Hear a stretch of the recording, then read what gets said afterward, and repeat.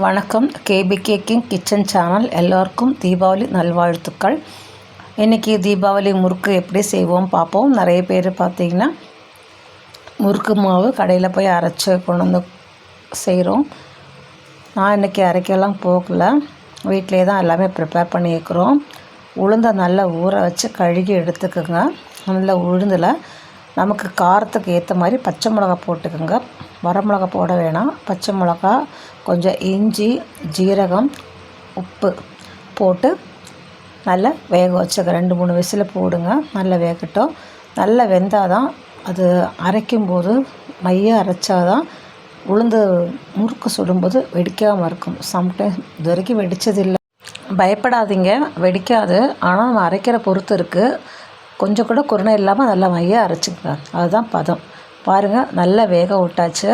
இதில் பார்த்தீங்கன்னா பச்சை மிளகாவும் நல்லா வெந்திருக்குது, இஞ்சியும் நல்லா வெந்திருக்குது. இஞ்சி நல்லா சின்ன சின்ன பீஸாக நீங்கள் போட்டுக்கோங்க. நம்ம நினைப்போம் பச்சை மிளகா போடுறதுனால அரைச்சாலும் சப்போஸ் அந்த முறுக்கு குழாயில் வருமா இல்லைன்னு நம்ம நினைப்போம். அந்த மாதிரி இல்லை. தண்ணி நீங்கள் வடிகட்டிக்கோங்க. இதில் என்ன ஒரு இதுன்னா, மாவில் வந்து நம்ம தண்ணி சேர்க்க தேவையில்லை. தண்ணியை வடிச்சிட்டு அரிசி ஊற போட்டுக்கோங்க. நான் 3 உலக்கு அரிசி ஊற போட்டுக்கிறேன். 3/4 உலக்கு உளுந்து ஊற போட்டு தான் அரைச்சி வச்சுருக்கேன். அரிசி நல்லா கழுகிட்டு தண்ணி இல்லாமல் எடுத்துட்டு மிக்சியில் தான் நுணுக்கிட்டு நல்லா அரிச்சு எடுத்துக்கோங்க. இது பார்த்தோன்னா தண்ணி வடிகட்டிட்டேன். உளுந்து நல்லா மிக்சியில் போட்டு நல்லா மையாக அரைச்சிக்கோங்க. அரைக்கும்போது தண்ணி ஊற்ற தேவையில்லை. அதுவாக நல்லா வெந்திருக்கறனால அதிலே போதும். பாருங்கள், நல்லா வெண்ணெய் மாதிரி நம்ம அரைச்சி எடுத்துக்கணும். எல்லாமே நல்லா நைஸாக அரைஞ்சிரும். ஜீரகம் மட்டும்தான் அங்கங்கே இருக்கிற மாதிரி இருக்கும். நல்லா அரைச்ச வைப்பாடு எள் கொஞ்சம் கழுகி எடுத்து வச்சுருக்கோம். அரிச்சிக்கோங்க. எள் இல்லாட்டினா கல் மண் இருக்கும். 2-3 தடவை கழுகிட்டு அரிச்சு எடுத்துக்கோங்க. அதுக்கப்புறம் முறுக்கு மாவில் போட்டு நம்ம பிசைய போகிறோம். ஃபஸ்ட்டு பிசையும் போது கொஞ்சம் ஹார்டாக இருக்கிற மாதிரி தான் இருக்கும். ஏன்னா மிக்சிங் ரொம்ப முக்கியமானது. கடையில் கொடுக்கும்போது ஒரேடியாக அரைச்சி கொடுக்கறனால மிக்ஸ் பண்ணுறதுக்கு கொஞ்சம் ஈஸியாக இருக்கும். இது கொஞ்சம் அரைச்சி எடுக்கிறதுனால அந்த மாவும் பச்சரிசி எல்லாமே சேர்றது கொஞ்சம் கஷ்டமாக இருக்கும். அதனால் கொஞ்சம் பொறுமையாக நீங்கள் பிசைஞ்சு எடுத்துக்கோங்க. கடைசியில் பார்க்கும்போது கையில் ஒட்டாது. அந்த அளவுக்கு நம்ம மாவு பிசைஞ்சால் போதும்.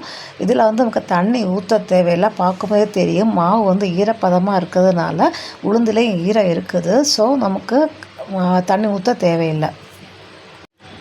மாவு நல்லா பிசைஞ்சு வரும்போது மாவு ஓரளவுக்கு நல்ல இது மாதிரி தான் இருக்குது. நம்ம எண்ணெயும் ஊற்ற தேவையில்லை, தண்ணியும் ஊற்ற தேவையில்லை. இதிலே பார்த்தீங்கன்னா தெரியும், நல்லா ஒட்டாமலேயே வந்திருக்குது.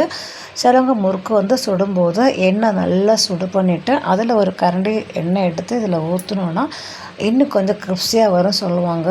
நம்ம அது கூட செய்ய தேவையில்லை, இதுவே போதும். இந்த பருவத்தில் நம்ம செஞ்சாலே டேஸ்ட்டாக வந்துடும்.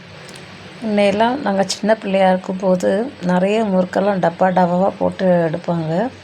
இப்போல்லாம் பார்த்தீங்கன்னா யாருமே அதிகமாக செய்கிறதில்ல. கடையிலே வாங்கி சாப்பிட்டுக்கிறோம். ஆனால் கடையில் வாங்கி சாப்பிட்றதோட வீட்டில் சும்மா கொஞ்சம் முறுக்கு செஞ்சாலும் அது ஒரு டேஸ்ட்டாக இருக்கும் இல்லைங்களா? அதனால தான் செஞ்சு பார்க்குறோம். ஏன்னா இதுவே நல்லா இருக்குது, டேஸ்டியாக இருக்குது. முறுக்கு பார்த்தீங்கன்னா சத்தம் அடங்கினதும் எடுத்துருங்க. முறுக்கு குழாயில் தான் நாங்கள் போட்டு எடுக்கிறோம். ஆனால் அது கொஞ்சம் அந்த வீடியோ மட்டும் எடுக்க முடியல. ஒரு கையில் செய்யறதுனால அது எடுக்க முடியாமல் போயிடுச்சு. நம்ம முறுக்கு பாருங்கள், அப்படியே டேஸ்டியாக இருக்குது. நல்ல கிரிப்ஸியாக இருக்கும், டேஸ்ட்டாக இருக்கும். செஞ்சு பாருங்கள். சிலவங்க பார்த்தீங்கன்னா இதில் ஓமம் போடுவாங்க. ஓமம் போட்டால் அதோட டேஸ்ட்டு வேறு மாதிரி இருக்கும். நான் அன்றைக்கி ஓமம் போடவே இல்லை. தேன் குழாய் முறுக்கு மாதிரியே இருக்கும். ரொம்ப மொத்தமாக நீங்கள் போட வேணாம். இது ஒரு கரெக்டான பருவத்தில் இருக்குது. பாருங்கள், நல்ல கிறிஸ்பியாக தான் இருக்குது. சுட்டு எடுத்துட்டோம், கிறிஸ்பியாக இருக்குது. நீங்களும் வீட்டில் செஞ்சு பார்த்துட்டு சொல்லுங்கள். எல்லாத்துக்கும் இன்னும் இருமுறை தீபாவளி நல்வாழ்த்துக்களை சொல்கிறேன். தேங்க்யூ.